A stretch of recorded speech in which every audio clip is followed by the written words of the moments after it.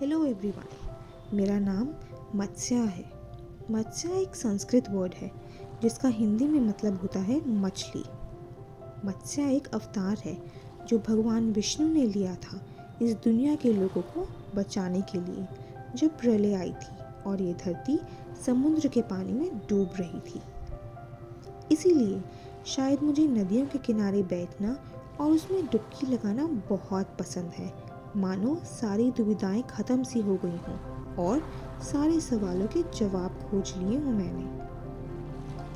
अक्सर शाम को जब सूरज ढलता है तो उसकी किरणों के रंग नदियों में पड़ते हैं और उसे और भी खूबसूरत बना देते हैं, मानो रंग भर दिए हों पानी में। शाम होते ही नदी किनारे घाट आरती की तैयारी में लग जाते हैं, जैसे भगवान ही आ रहे हों हमसे मिलने।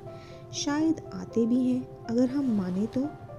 गंगा घाट पर बैठकर घंटियों और शंख की आवाज़ रूह के अंदर तक जाती है, मानो हमारे अंदर बैठे भगवान को जगा रही है। और साथ में बहते पानी की आवाज़ शब्दों में तो बताया ही नहीं जा सकता। सुबह और शाम गंगा घाट की कहानी मानो तो किसी और ही दुनिया में पहुंच गए हों जैसे।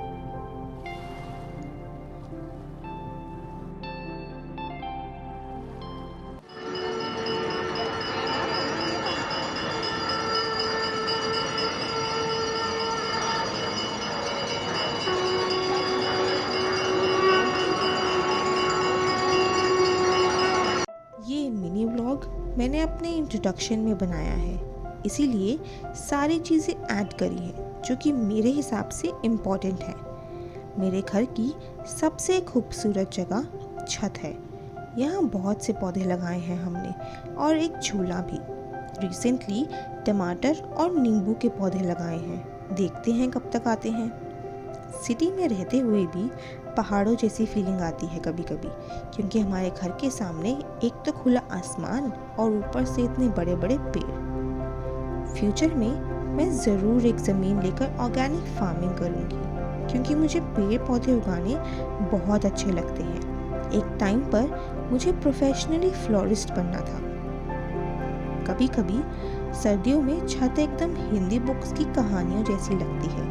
गिलहरियाँ और बिल्ली धूप के नीचे जब घूमती हैं, मानो जैसे चमक रही हों। और ये सुंदर बटरफ्लाइज उड़ती हैं एक पौधे से दूसरे पर। सब काफ़ी सुंदर और शांत होता है। सिर्फ हम, धूप और एक कुदरत के नज़ारे साथ होते हैं। सर्दियों में एक अलग मिठास होती है हवा में, जो मुझे बहुत पसंद है। सर्दियों में सनसेट्स नहीं होते, क्योंकि आसमान में कॉटन कैंडी जैसे बादल नहीं होते।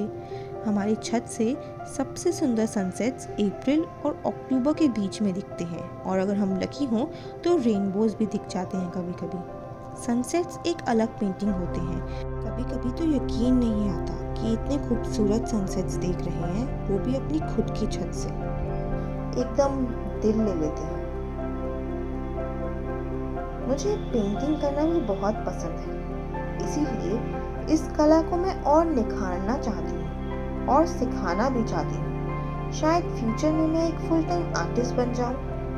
पेंटिंग करना ध्यान लगाने के बराबर ही है। आप इस दुनिया से कट जाते हैं, अपने माइंड में कोई थॉट्स नहीं आने देते, तब जाके पेंटिंग बनती है। कोई एक दिन में पेंटिंग करना नहीं सीखता। जब तक हम पेंटिंग करते हैं तब तक हम सीखते हैं। ये ऑनगोइंग प्रोसेस है, कभी ख़त्म नहीं होगा। और मुझे पेंटिंग करना इसलिए भी पसंद है क्योंकि हम कुछ क्रिएट कर रहे हैं, बना रहे हैं। जैसे भगवान ने हमें बनाया है, वैसे ही हम पेंटिंग बनाते हैं अपने इमोशंस के साथ, भगवान की मदद से। मुझे ऐसा लगता है कि हर कोई पेंटिंग नहीं कर सकता।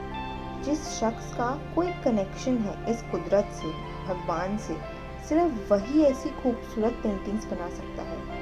पेंटिंग करने को तो करोड़ों लोग हैं इस दुनिया में जो कर रहे हैं, लेकिन वो पेंटिंग्स जो देखने वाले के दिल में बस जाए, बनाने वाले के दिल से निकली हो, वो पेंटिंग सिर्फ कुछ लोग ही बना पाते हैं। ये था मेरा mini blog introduction. Thanks for watching it.